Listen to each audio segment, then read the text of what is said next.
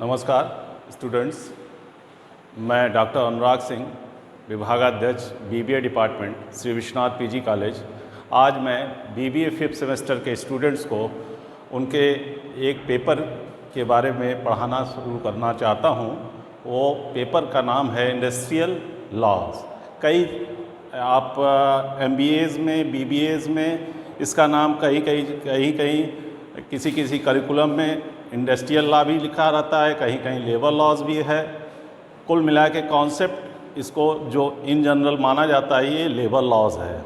Labour laws में हमको वैसे तो लगभग 50 से ज़्यादा लॉज हैं इंडिया में, लेकिन कुछ महत्वपूर्ण लॉज हमको हमारे कोर्स में और कोर्स करिकुलम में पढ़ाए जाते हैं। वो है factories act, industrial dispute act, trade union acts and payment of wages act. सबसे पहले मैं ये आप लोगों को बताना चाहता हूँ कि लॉ होता क्या है, लॉ की ज़रूरत क्या है, लॉ क्यों आया, और अगर आया तो इसके पीछे इसकी क्या ज़रूरत है। बिना ज़रूरत के कोई कानून इंडिया में एग्जीक्यूट और इम्प्लीमेंट और मेकिंग प्लानिंग कुछ भी नहीं होता। इसकी ज़रूरत महसूस की गई, इसी के कारण तमाम तरह के लेबर लॉज को भारत सरकार ने अपने ऑर्डिनेंस के तहत संसद के द्वारा ये कानून बनाए हैं। अब आपको सबसे पहले फैक्ट्रीज़ एक्ट में मैं चलता हूँ। फैक्ट्रीज़ एक्ट देखिए, यहाँ पे जिस एक्ट के सामने जो ईयर लिखा है वो उसकी मेकिंग का ईयर है। जब बना था तो उस एक्ट के सामने जो साल लिखा है उसकी मेकिंग का साल है। जैसे फैक्ट्रीज़ एक्ट के आगे लिखा है 1948, 1948 का बना हुआ कानून है। 1948 का बना हुआ कानून है तो आप लोगों को खुद ही समझ में आ रहा होगा कि 1947 में देश आज़ाद हुआ और 1948 में फैक्ट्रीज़ एक्ट 1948 आया। तो फैक्ट्रीज़ एक्ट अगर 1948 में आया तो ये ऐसा नहीं है कि तुरंत सरकार को समझ में आया कि ये ऐसा एक्ट बनाना चाहिए और इसको एग्जीक्यूट कर दिया। ये शुरुआत होती है 1851 से। 1851 से फैक्ट्रीज़ एक्ट के नाम से अंग्रेज़ों ने एक कानून बनाया था जो कि इंडस्ट्री के लेबर्स के rules and regulations, working hours के रूल्स एंड रेगुलेशंस, लीव के रूल्स एंड रेगुलेशन एंड तमाम तरह की हाइजीनिक सुविधाएं, वेलफेयर सुविधाएं किस तरह से वर्कर्स को मिलनी चाहिए। क्योंकि उसके पहले जब कानून नहीं आया था तो ये कहा जाता था कि दो वर्ग हैं, एक शोषित वर्ग है और एक शोषणकर्ता वर्ग है। शोषणकर्ता वर्ग जो पूंजीपति था वो जो अपने लेबर्स को मैक्सिमम यूटिलाइजेशन के कॉन्सेप्ट पे काम करवाता था। मैक्सिमम यूटिलाइजेशन का कॉन्सेप्ट क्या होता है? जब तक उसकी क्षमता से ज़्यादा काम कराया जाए, ह्यूमन की क्षमता से ज़्यादा काम कराया जाए तो उसको कहते हैं मैक्सिमम यूटिलाइजेशन। तो जब मैक्सिमम यूटिलाइजेशन पे लेबर से काम कराया जाता है तो निश्चित रूप से कई दिक्कतें आती हैं उसके साथ। हो सकता है कि बड़ी फैक्ट्रीज़ में जहाँ पे कंपनीज़ में बड़े मैन्युफैक्चरिंग पॉइंट्स होते हैं, वहाँ पे अगर 8 घंटे की बजाय उससे 20 घंटे काम कराया जाए तो निश्चित रूप से आप जानते ही हैं कि एक ह्यूमन टेंडेंसी है, वो एक फिज़िकल टेंडेंसी है जो शरीर को थकाती है। और यदि शरीर थका है और वो तब भी काम करेगा तो निश्चित रूप से एक्सीडेंट होने की संभावनाएं ज़्यादा रहती हैं। आप हज़ारों लेबर्स हर साल फैक्ट्रीज़ में इतने कानून आने के बाद भी किसी न किसी दुर्घटना के शिकार हो जाते हैं। यदि दुर्घटना के शिकार हो जाते हैं तो उसके पीछे कहीं न कहीं फैक्ट्रीज़ एक्ट को पूरी तरीके से एग्जीक्यूट फैक्ट्रीज़ इंडिया में नहीं कर रही हैं, उसके पीछे रीज़न यही होता है। और फैक्ट्रीज़ एक्ट इसलिए बनाया गया है कि सेफ्टी वेलफेयर और health, safety welfare and health, इन सब का प्रोविज़न्स होना चाहिए किसी भी कंपनी में। तो फैक्ट्रीज़ एक्ट 1948 ये कॉन्सेप्ट है।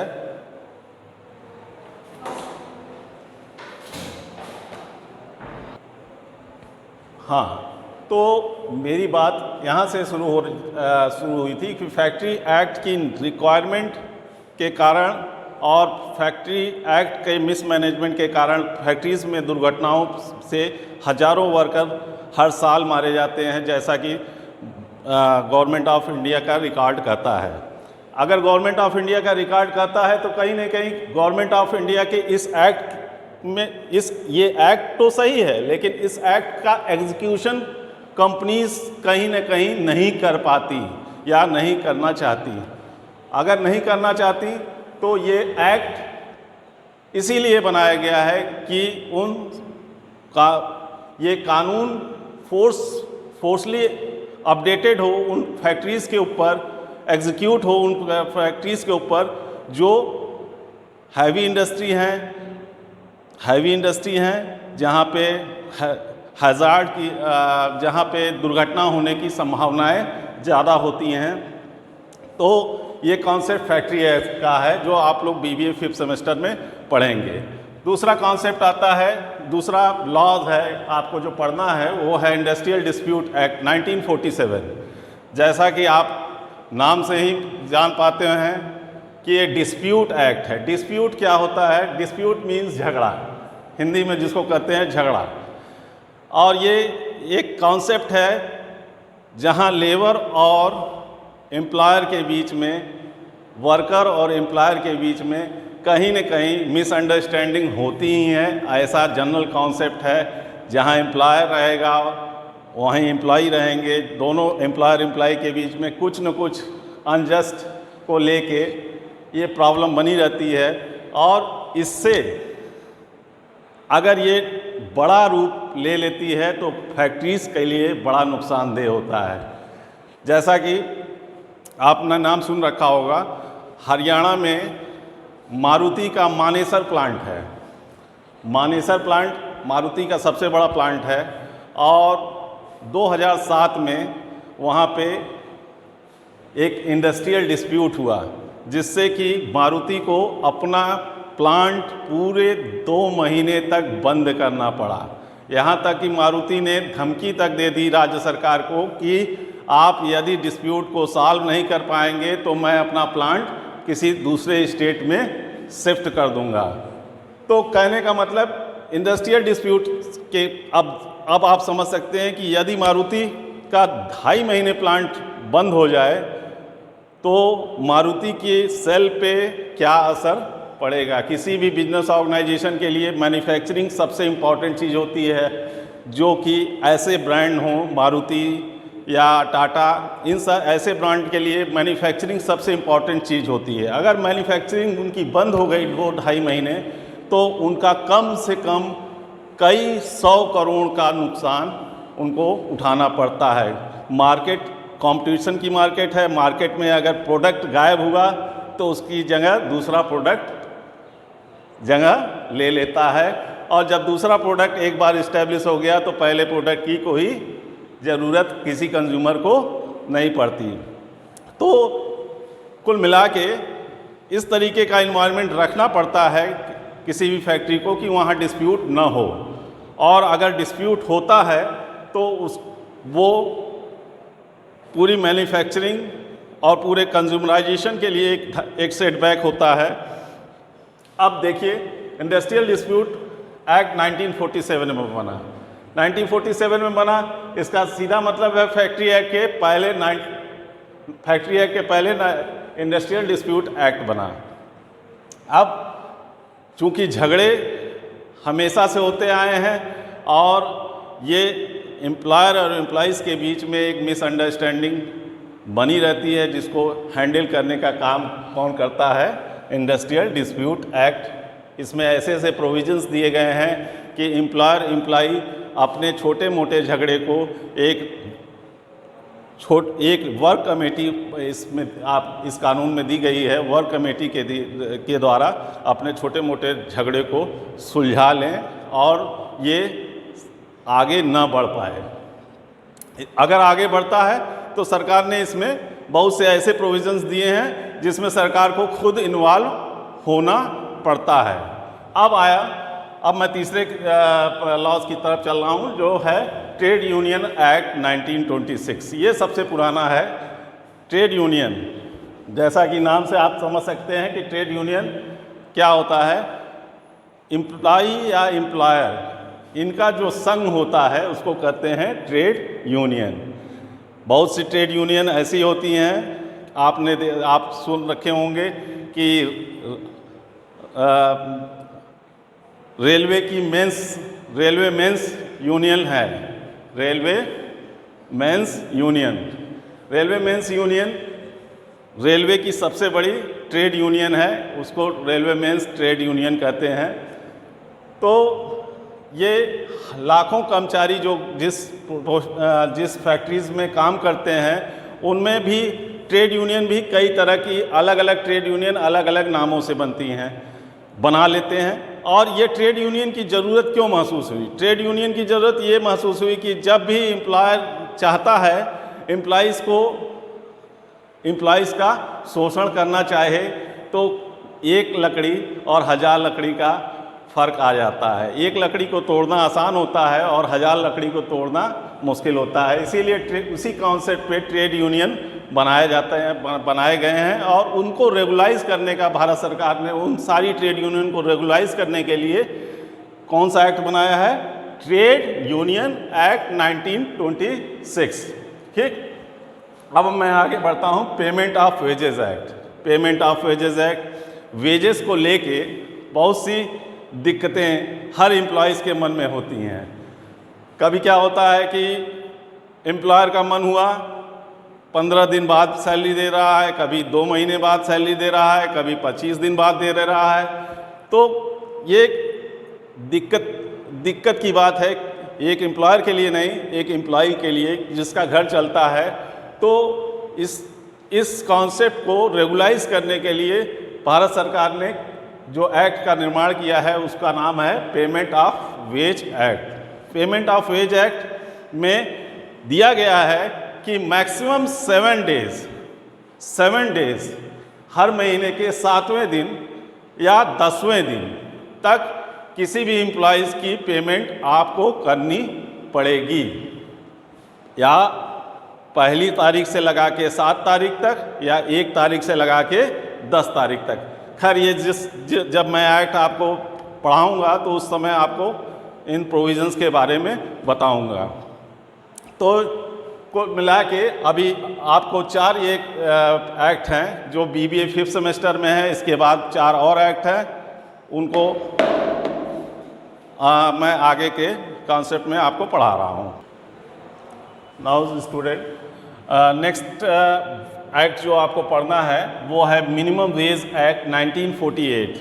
चूँकि नाम से आपको पता चल रहा है मिनिमम वेज का मतलब किसी भी एम्प्लॉइज़ को आप कम से कम कितना वेज सरकार के द्वारा जो निर्धारित वेज है सरकार ने निर्धारित कर दिया है इस एक्ट के थ्रू, इसलिए इसका नाम है मिनिमम वेज एक्ट 1948। ऐसा नहीं है कि किसी भी आपको लगा कि कोई एम्प्लॉई आपका बड़ा पसंदीदा है, उसको आपने 10,000 दे दिया, जो कोई आपका पसंदीदा नहीं है उसको 4,000 दे दिया।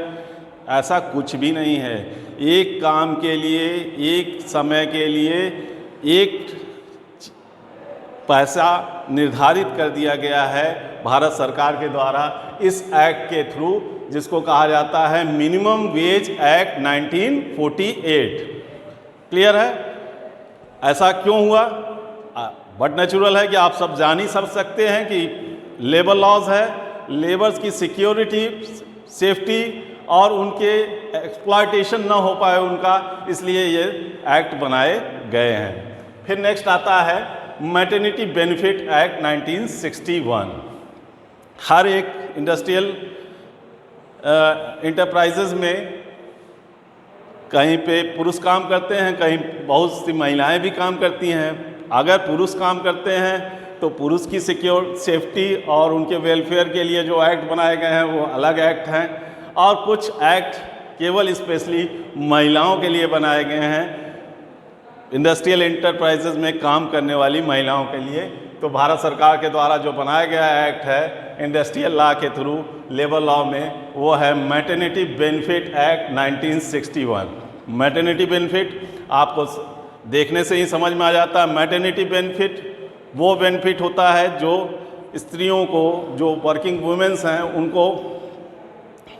उनको अपने बच्चों के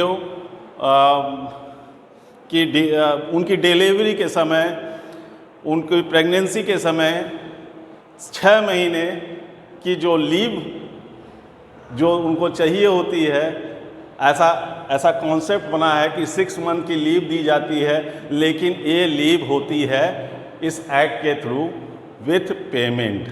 अगर ये एक्ट नहीं होता तो maternity benefit act, maternity benefit स्त्रियों को, जो वर्किंग वुमेन्स हैं, उनको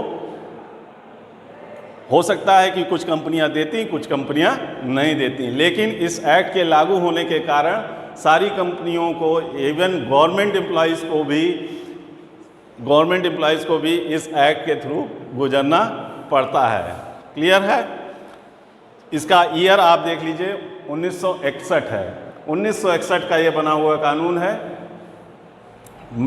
स्त्रियों के लिए, स्पेशली वर्किंग वुमेन्स के लिए जो फैक्ट्रीज़ में काम कर रही हैं, उनके ऊपर सारे प्रोविज़न्स और लागू तो होंगे फैक्ट्रीज़ एक्ट में जो पुरुषों पे लागू होते हैं, साथ में specially maternity benefit act, women's empowerment के लिए ये एक्ट भारत सरकार ने बनाया है 1961 में, जो मैटरनिटी बेनिफिट्स प्रोवाइड कराता है जो वर्किंग वुमेन्स फैक्ट्रीज़ में काम करती हैं। नेक्स्ट है 7, जिसको हम आपको कहें payment of bonus act 1965। Payment of bonus act,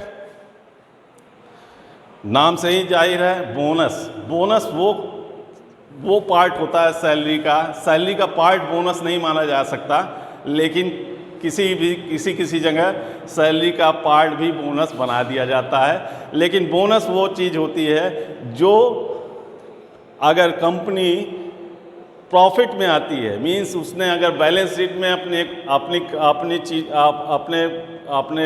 balance sheet में अपने को प्रॉफिटेबल कंपनी दिखाई, तो उस प्रॉफिट में जो एम्प्लॉइज़ का भी शेयर होता है, और अगर एम्प्लॉइज़ का शेयर है तो वो डिवाइड होता है सारे एम्प्लॉइज़ में, उसके एक अलग अलग रूलिंग्स हैं, वो डिवाइड होता है, और वो डिवाइड होके जो उसको मिलता है एक इंडिविजुअल एम्प्लॉइज़ को, वो उसका बोनस कहा जाता है।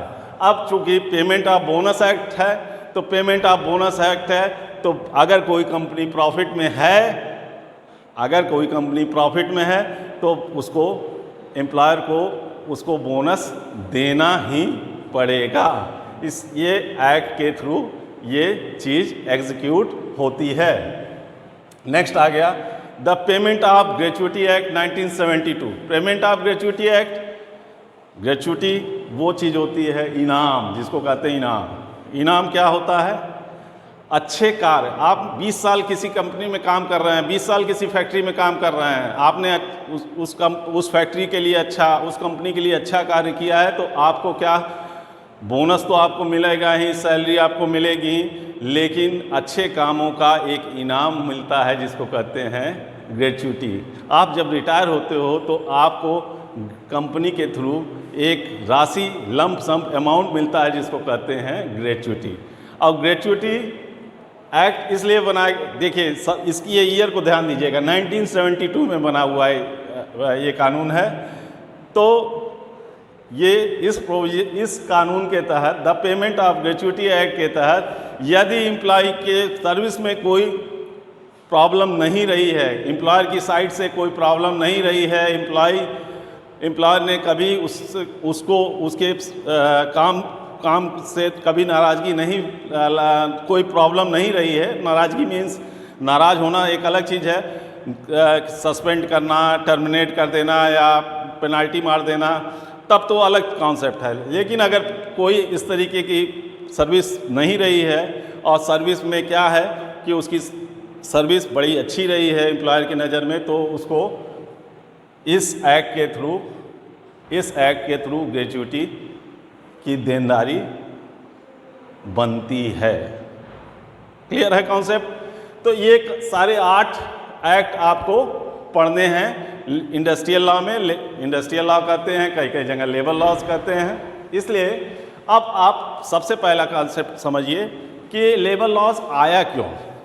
लेबर लॉज के आने के पीछे एकमात्र रीज़न ये था कि लेबर्स, अच्छा ये ध्यान दीजिएगा, जब इंडिया 1947 के पहले या 1947 से लगाए हुए 1990 तक, जब इंडिया का कॉन्सेप्ट ये था कि हमारी सोसाइटी लेबर ओरिएंटेड थी, जब हम कम्युनिस्ट विचारधारा से प्रभावित थे, कहीं कहीं सोशलिस्ट विचारधारा से प्रभावित थे, तो हमने क्या किया कि सारे कानूनों को, जो कानून बनाए गए लॉ लेबर के लिए, वो सारे कानून किस लिए थे? लेबर्स के प्रोटेक्शन एंड वेलफेयर के लिए थे। लेकिन अब बात चली है तो अब हर एक पूरे, जब ग्लोबलाइजेशन 1990 में इंडिया लिबरलाइज हुआ 1991-92 में, तो अब उस समय महसूस किया जाने लगा कि ये सारे जो कानून हैं जो लेबर्स के प्रोटेक्शंस के लिए हैं, वो कहीं न कहीं इन्वेस्टमेंट को प्रभावित कर रहे हैं।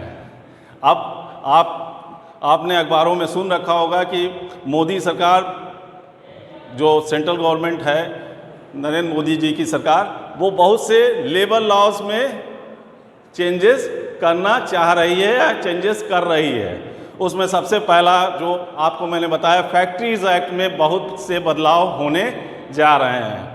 ये जो बदलाव होते हैं, ये जो कानून हैं, इनको शिथिल करने का काम अगर हो रहा है तो ये कहीं न कहीं लेबर्स के इंटरेस्ट को घटाता है और जो एम्प्लॉयर साइड है, जो इन्वेस्टर साइड है, उसको बढ़ावा देता है। अब एक ही चीज़ है, ये दोनों कॉन्सेप्ट हैं, अलग अलग है। बहुत से जगह आपने, बहुत से फॉरेन कंट्रीज़ में आपने सुना होगा कि हायर एंड फायर की पॉलिसी चलती है कि आज रखा कल निकाल दिया, काम हुआ, काम था तो रखा, काम जब ख़त्म हुआ तो निकाल दिया। लेकिन इस तरीके जो भारत सरकार के जितने एक्ट हैं उसमें अगर ये सारी चीज़ें, अगर ये कोई इन्वेस्टर ये समझे कि हम लेबर्स की लायबिलिटी नहीं लेना चाहते, तो ये कानून उसको ये लायबिलिटी लेने के लिए मजबूर करते हैं। तो कहीं ना कहीं कॉन्सेप्ट ये है कि इन्वेस्टर घबराता है इंडिया आने से, क्योंकि जब वो इंडिया आएगा तो इन सारे लेबर्स रिलेटेड कानून को उसको झेलना पड़ेगा, जिसको कहते हैं सो कॉल्ड झेलना।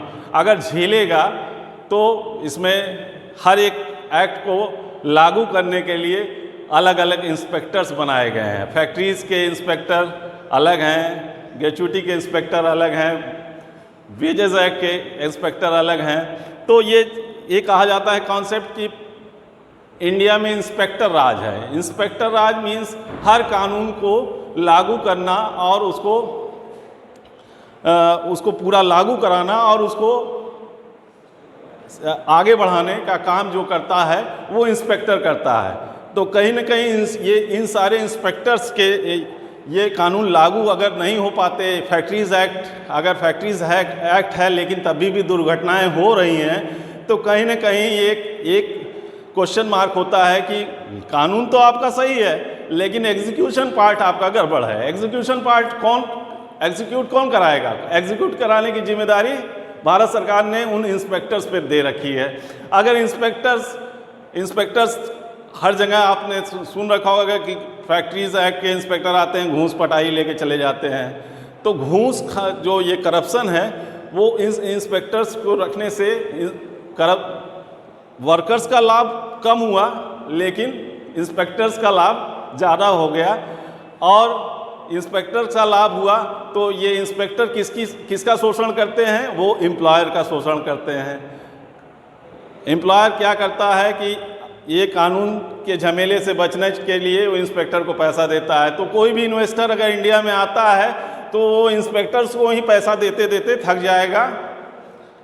वो मैन्युफैक्चरिंग कहाँ कर पाएगा? अगर मैन्युफैक्चरिंग करता है तो उसकी कास्ट बहुत आगे जाएगी, जो वर्ल्ड क्लास कंपटीशन में कहीं भी सरवाइव नहीं कर पाता। आपने देखा होगा कि चाइना, इंडिया दोनों में एक बड़ी समानता है कि दोनों के पास दुनिया की सबसे बड़ी आबादी में से एक आबादी है।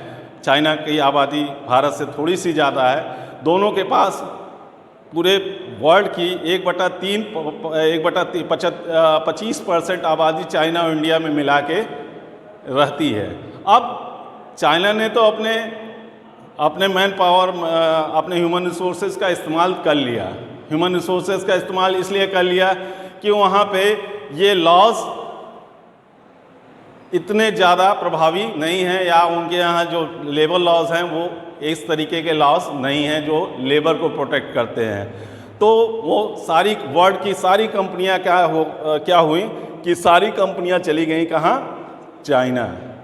अब वो सारी कंपनियां आपने सुन रखा होगा कि कोविड-19 में बहुत सी कंपनियां चाइना छोड़ने के मूड में हैं, लेकिन चाइना छोड़ के इंडिया में आना नहीं चाहने के पीछे ये सारे कानून कहीं ना कहीं हर्डल बन रहे हैं उनके लिए, इन्वेस्टमेंट के लिए। तो मोदी सरकार चाहती है कि इन सारे कानूनों में थोड़ा सा सुधार किया जाए कि एम्प्लॉयर की लायबिलिटी कम हो जाए और एम्प्लॉइज़ की लायबिलिटी उसके ऊपर एम्प्लॉइज़ की लायबिलिटी एम्प्लॉयर के ऊपर कम हो जाए। जब ये लायबिलिटी कम हो जाएगी तो इन्वेस्टर अपनी मैन्युफैक्चरिंग को यूनिट लगा पाएंगे। और जैसे आप इंडस्ट्रियल डिस्प्यूट एक्ट है, अब इंडस्ट्रियल डिस्प्यूट एक्ट में अगर एम्प्लॉयर और एम्प्लॉई दोनों डिस्प्यूट कर बैठे तो ये इंडस्ट्रियल डिस्प्यूट एक्ट कहीं ना कहीं एम्प्लॉइज़ को प्रोटेक्ट करता है और एम्प्लॉयर को प्रोटेक्ट कम करता है, एम्प्लॉइज़ को प्रोटेक्ट ज़्यादा करता है।